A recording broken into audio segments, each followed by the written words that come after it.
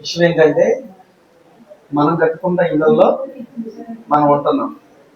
దేవుడు కట్టిన ఇళ్లలో దేవుడు ఉండట్లేదు. ఇది చాలా విచారకరమైనటువంటి విషయం.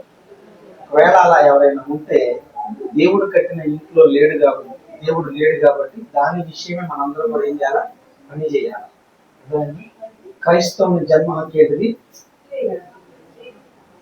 క్రైస్తవుని జన్మ హక్కు సువార్త ప్రకటించడానికి చాలా మార్గాలు ఉన్నాయి. ఎలాగా?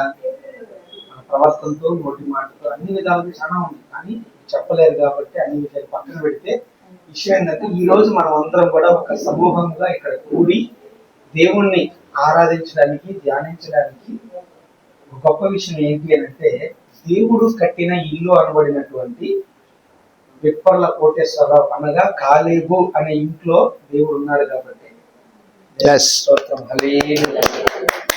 ఈ మెసేజ్ మొత్తానికి అదే ఫైనల్ విషయం. దేవుడు కట్టిన ఇళ్లలో దేవుడు ఉన్నట్ల మనం కట్టుకున్న ఇళ్లలో మనం ఉంటున్నాం.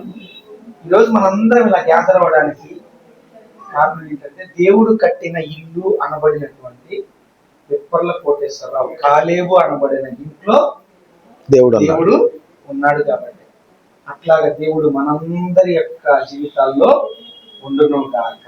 ఆమేన్.